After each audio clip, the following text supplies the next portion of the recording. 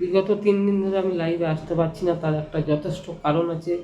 তার কারণটা হচ্ছে ফেসবুক থেকে নিয়ে সোশ্যাল এরিয়া থেকে নিয়ে আমাকে কিন্তু একটা মানসিকভাবে আঘাত করার প্ল্যান চলছে এবং সেই প্ল্যানের মধ্যে আমাকে দিনের পর দিন ভয় দেখানো হচ্ছে যে যাতে আমি তোলামুলিদের সম্পর্কে না বলি। কারণ এই তোলামুলিরা দিনের পর দিনভাবে শুধু আমার ক্ষতি করেনি, পশ্চিমবঙ্গ তথা ভারতবর্ষের সমস্ত মানুষের জীবনটা অতিষ্ঠ করে দিচ্ছে। কখনো বলছে ভারতবর্ষের সরকার ফেলে দেবো, কখনো বলছে এই করবো, কখনো বলছে এই করবো। এরা কিসের ভিত্তিতে, কিসের অধিকারে এত বড় বড় কথা বলে জানি না। এদের ওপর থেকে নিয়ে নিচে অবধি সমস্ত জায়গায় একই। আমাকে কি যেভাবে ভয় দেখাচ্ছে, আমি বিগত 3 দিন ধরে লাইভ করতে পারছি না। আমার তো ভয় হচ্ছে কালকে আমার ছেলেটার না কিছু করে। তাই সেই 3 দিন ভয়ে আমি লাইভ করতে পারছি না এবং আপনাদের কাছে সেইভাবে ভিডিও দিতে পারছি না। আজকে আমাকে যেভাবে ভয় দেখানো হচ্ছে, আমি দিনের পর দিন মানসিকভাবে ভেঙে যাচ্ছি। তাই আপনাদের কাছে এটা তুলে ধরার চেষ্টা করলাম যে হ্যাঁ, আমাকে কীভাবে এরা ভয় দেখাচ্ছে। কারণ যেখানে প্রতিবাদ করবে, যে প্রতিবাদ করবে তাকেই ভয় দেখাবে, যে প্রতিবাদ করবে তাকেই ভয় দেখাবে। পশ্চিমবাংলায় যেভাবে দিনের পর দিন অরাজনৈতিকভাবে শুধুমাত্র সাধারণ মানুষকে নয়, পুলিশকে পর্যন্ত মারা হচ্ছে, যেখানে এসডিও বিডিও অফিসে তাদেরকে ভয় দেখানো হচ্ছে। তো আমরা তো সাধারণ মানুষ, কালকে আমার এটাই ভয় হচ্ছে, কালকে আমার ক্ষতি হয়তো করতে পারবো না, কিন্তু আমার ছেলেটা সবসময় বাইরে বেরোচ্ছে, কালকে আমার ছেলেটার ক্ষতি করতে পারে।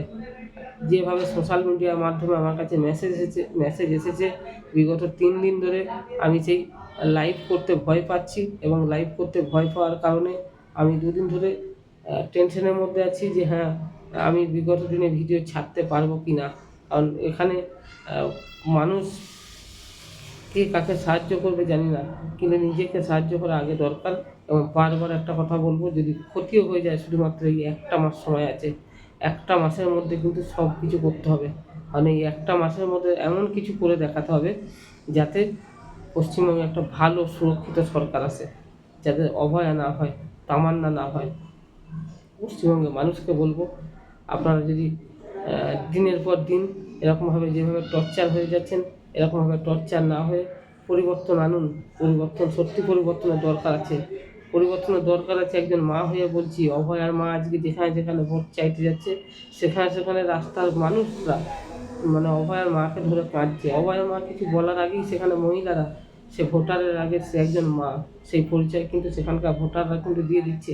এবং সে যে মা একজন, তার কাছে কিন্তু মানুষ ঠিক সেইভাবেই কিন্তু কাঁদছে এবং কাঁদার পর কিন্তু তার পাশে যে দাঁড়িয়েছে, সেখানে কোনো পার্টির রং না দেখে সেখানে অভয়ার মাকে একভাবে কিন্তু যদি জোট বেঁধে যেতে যায়, তাহলে মনে হয় কারোর শক্তি নেই যে অভয়ার মাকে আটকাতে পারবে। অভয়ার মাকে আটকানোর সাহস কারোর যেন না থাকে।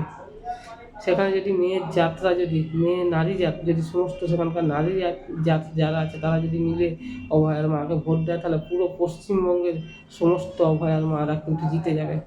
আমরা বিগত দিনে হাঁসখালি দেখেছি, আমরা অনেক ঘটনা দেখেছি যেগুলো মেয়েদেরকে অসামাজিক কাজের সাথে যুক্ত করা হয়। যেভাবে রেখা পাত্র একা এই জিনিসটাকে হ্যান্ডেল করেছে, সেটা কিন্তু পশ্চিমবঙ্গের কোনো মেয়েরা কিন্তু দেখাতে পারেনি। আজকে রেখা পাত্রকে নিজের গ্রাম ছেড়ে বাইরে থাকতে হয়।